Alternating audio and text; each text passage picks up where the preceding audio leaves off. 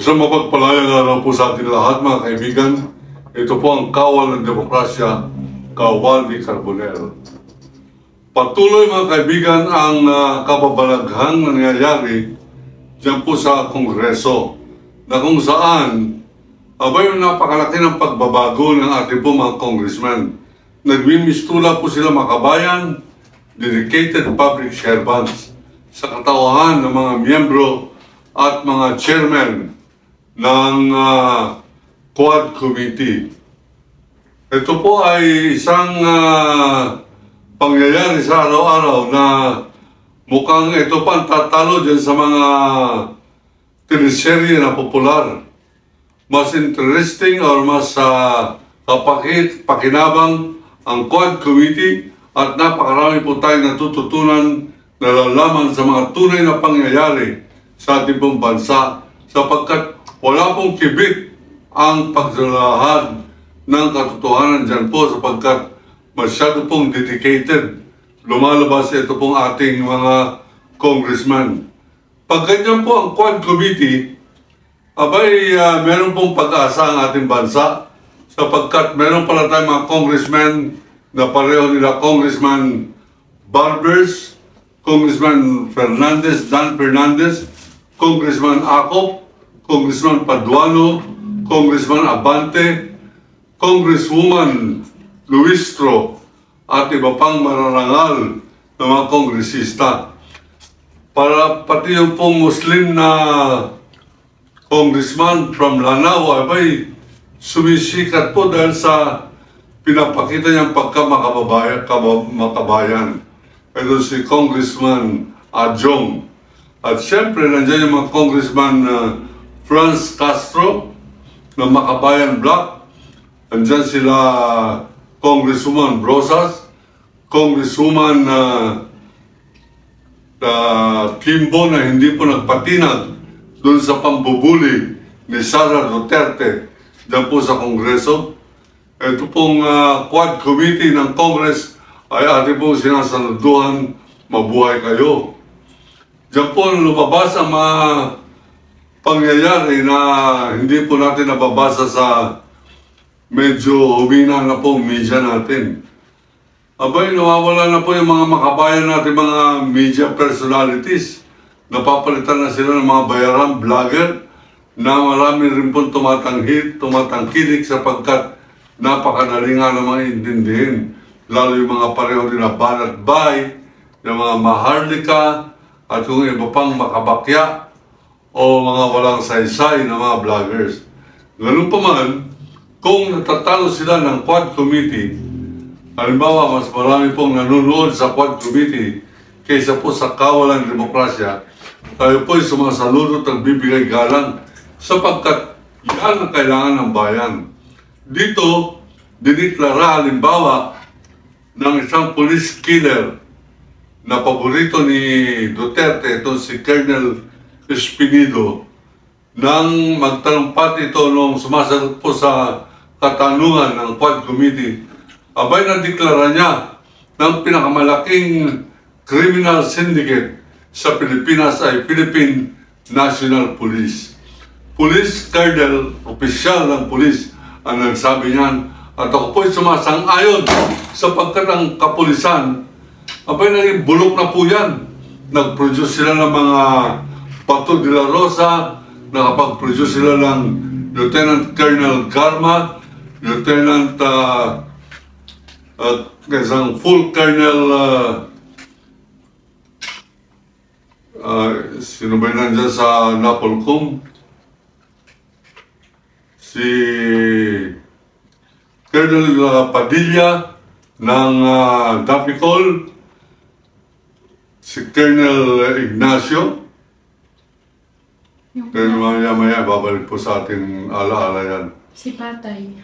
Yung pong paborito ni Duterte, tatlong police official, si Bato de la Rosa, Colonel Rowena Garma, at yung naging National Police Commissioner na Colonel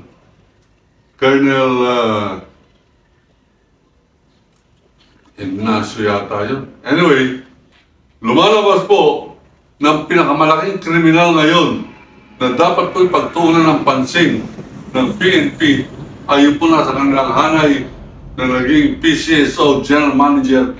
Ang pangalan ay Colonel Rowena Garma. Abay, lumalabas sa akin pong pag-subaybay dyan po sa Quadcom habang tinatanong ni Congresswoman Abante sa investigasyon ito si Rowena Garma.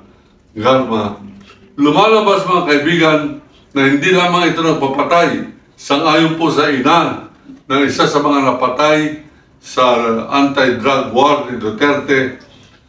Abay, yung kanyang anak daw nakaburol. Dumating ito si Colonel Garma, babae, chief of police ng Cebu City, doon po sa pinaglalamayan. May alisan ng mga tao sapagkat dumating si Garma kasama niya ang kanyang mga barakong pulis at nagtatalakan. Sabi niya, bakit isa lamang namatay? Maraming drug addict dito. Marami sila. Sabi ni Abante, nung ikaw ay ginigrill dito, umiyak ka sapagkat ikukulong ka sa salang contempt of court dito sa Kongreso. Buhay ang anak mo, umiiyak ka. Ito, patay. At sasabihin mo, bakit isa lang ang patay?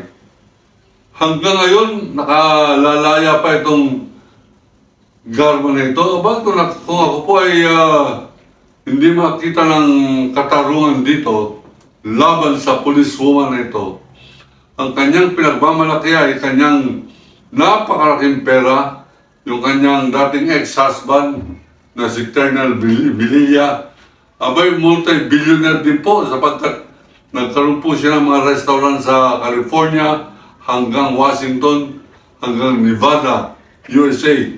Ang pangalan ay Noy Pitts Bar and Restaurant. At ang kanilang perang lumalabas ay nasa mga $1 million na, mga kaibigan. Galing din umano dito po sa kanyang dating asawa na si Garma. Si Garma, mga kaibigan, ay umamin yung isa sa mga sarhentong pulis na nagsisilbing driver niya, na nagkaroon siya ng relasyon dito kay Lieutenant Colonel Rowena Garma. Ang sabi naman ng kaibigan natin si Ramon Tulfo, may bata-bata, kabit siya ni Duterte, yung babaeng pulis na yan. Kaya pala napakatapang itong napakakriminal itong si Colonel Garma. Bueno, dapat yun ay pagtunan ng pansin. Iba na ang Pangulo ngayon, hindi na si Duterte. Pagtunan ng pansin ng National Police Commission at National Police top leadership, ito po mga kriminal na ganito. Kung hindi, mapipilitan po tayong kumampi sa New People's Army para parusahan ang mga kriminal na kapulisan. Abay, namamayagpag, nakita ko sa investigasyon, namamayagpag, ultimo ito si Colonel Marvin Marcos, hindi po ka-ano-ano ni BBM yan. Kapilido lamang ito, yung mistisong Amerikano. Ito si Marcos nito. Sa kanyang kawalang yan, bilang police official, pinasok ang presuhan, pinagbabaril ng isang inmate na sinasabing ito ay drug personality. Ang pangalan ay Mayor Espinosa. Yung kanyang anak na Caroline Espinosa na sinasabi nagsusupply ng droga kay dating Senador Laila de Lima ay acquitted at sinasabing hindi totoo. Pero iba ang naging dahilan sa pagkaka-acquit or exonerate ni Senator Laila de Lima. Yung kanya ay nababase lamang sa batas at kawalan ng ebidensya. Bankruptcy of merit doon po sa kanyang kaso. Kaya lamang po nagtagal sa kulungan yan sapagkat minamaniobra ng Justice Department at ng Malacanang sa ilalim ni Duterte na huwag magkaroon agad ng huwes dyan po sa Muntinlupa para tumagal ng tumagal si Laila de Lima sa kulungan. Umabot ng 7 taong nakakulong pagkatapos sasabihin wala palang kasalanan. hindi po nagsorry sa kanya. Ngayon, kakandidato na lamang si Laila de Lima, hindi na pagkasenador, kundi pagka-party list sapagkat wala po siyang pera. At talaga po naman pera ang kinakailangan dito sa ating corrupt na sistema. At habang ang ating pong mga mamamayan ay corrupt at walang pakialam, hindi makabayan, magpapatuloy po itong mga ganitong klaseng halalan, ganitong klaseng kademonyohan, ganitong klaseng katarantaduhan na mamayani sa bansang Pilipinas. Akala po ninyo magkakaroon po tayo ng halalan sa ilalim ng isang commission ng election na napatunayan ng daya sa mga halalan. Walang napaparusahan at ngayon in-announce pa nitong commissioner, itong notorious commissioner na si Garcia, mga kaibigan. George Garcia, na pag kandidato daw itong si Alice Go, tatanggapin ng COMELEC ang kanyang certificate of candidacy. Anong klaseng kaululan to? Talaga itong Garcia na ito, mandaraya na sa halalan, traitor pa sa ating konstitusyon. Ayan, labas na itong si Go, hindi Pilipino, at napapaulat na siya pa isang espya. Masyadong niloloko itong mga senador at itong pagkakabobo nila Jingo Estrada at ilang pa mga senador. Halos nag-iisa lamang na matinong kong senador dyan, ito si Senator Risa Ontiveros, nag-iisa po yan. Abay ka, kandidato na naman mga Lito Lapid, Bong Revilla, Manny Pacquiao, Philip Salvador, Tito Soto, may isa-isa po natin yan. Yan pong si Pacquiao, hinahangaan po natin yan sa pagka-boksingero. Pero bilang senador, ang kanyang record, mga kaibigan, ay pinakamataas o pinakanabilang ng absence o hindi pagsipot sa Senado. At pinakamababa ang output sa paggawa ng batas na hindi nakakatulong sa deliberasyon maliban po sa kanyang paninindigan na dapat ibalik ang bitay. At ang sabi niya, ang bitay para maging matipid, total papatay na rin lang yung konbiktado. Itali na lamang sa poste, patungtungin sa silya, tapos sabi niya, sipain yung silya, patay. Meron ba tayo senador na ganyan? At ngayon, kakandidato na naman, parati pong absent yan. Pero yung pong kanyang pagiging mabuting boksingero ay conceded po yan. Tayo po ay hindi magbibigay ng argument dyan. Kung mabuhay na boxer, edi suportahan natin ang kanyang karir bilang sports commissioner o manlalaro na maghuhubog ng kabataan Pilipino na maging boksingero din, na maging champion. Hindi para maging senador. Sapagkat pag senador ka, eh dapat maalam ka at makabayan ka. Yan ang kulang po natin sa Senado ngayon. Kaya nga po, pag hinahambing sila sa Quad Committee, abay sa Quadcom, nakikita natin pagkamakabayan ng mga congressman. Bakit? Sapagkat alam nila, marami pong mga viewers o mga ordinary Pilipino nanonood, nagsusubscribe dyan po sa One Philippines na nagpapalabas ng Quad Committee o ng Quadcom hearing. Atin po ngayon, binibigyan ng pagkilala muli yan pong Quadcom. At tayo po'y nananawagan na sana ang butante na mga Pilipino, pag wala po tayo magawa dyan sa Kongreso, hinggil po sa issue ng dynasty, tayo na lamang ang magparusa o magpatupad ng ating konstitusyon. Sinasabi na sa Ligang Batas, bawal ang dynasty. Ano po yung dynasty? Yung po bang isang pamilya lamang sabay-sabay na dumudulog bilang mga opisyalis ng bansa? Halimbawa, Binay. Meron na tayo senador Binay, meron na tayo naging Vice President Binay. Ngayon, yung mayor ng Makati, si Abigail Binay, tatakbo na senador din. Abay, ganyan po dynasty, 2 senador ng Binay, 2 senador ng Villar. Eh, may mga kakandidato naman, lalo sa mga probinsya. Pag ayaw na ng asawa, halimbawa sa Kulyon, Palawan, pag hindi na pwede yung mayor ng Kulyon, yung asawa naman niya ang ipapalit. E di ganun din yan, para lamang niloko nila ang batas, mga kaibigan.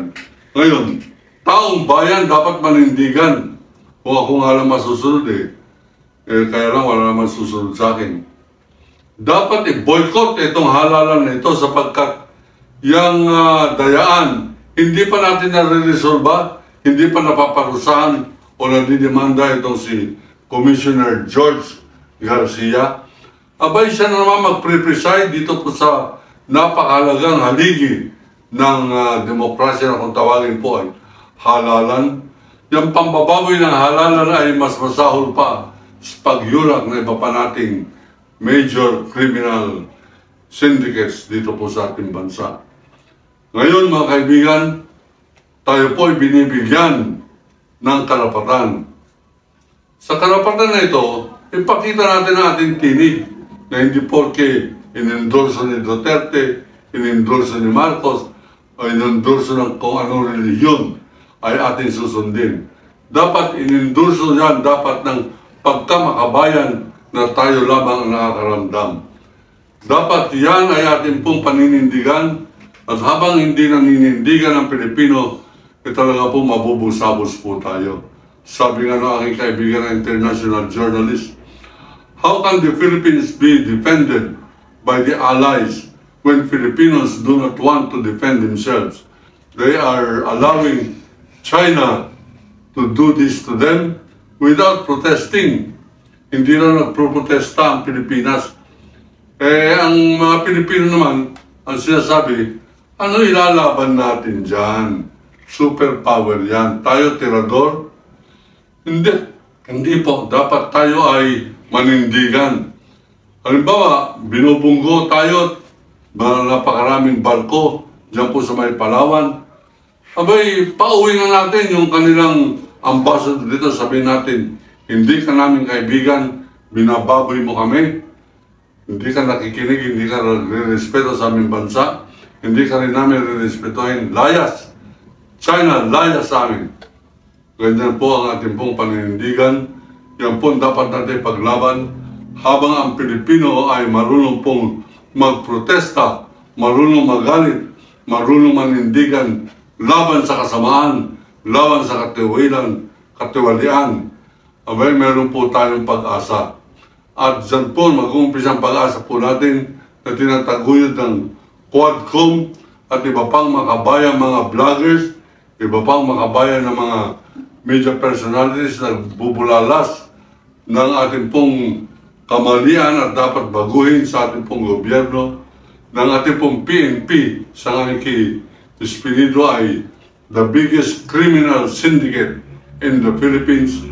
Dapat manindigan po tayo. Dapat itong panguluhan ng PNP ay kumilos upang maramdaman natin na parang gusto niyang baguhin itong imahin ng kapulisan sa ating pong bansa. Sapagkat ang kapulisan po natin ay bulong at tayo po'y naninindigan na dapat baguhin ang mga mali at dapat baguhin po natin ang kultura ng krimen sa loob ng PNP. Ako po si Kawal de Carbonell, nagsasabing iniibig ko ang Pilipinas. Allahu Akbar!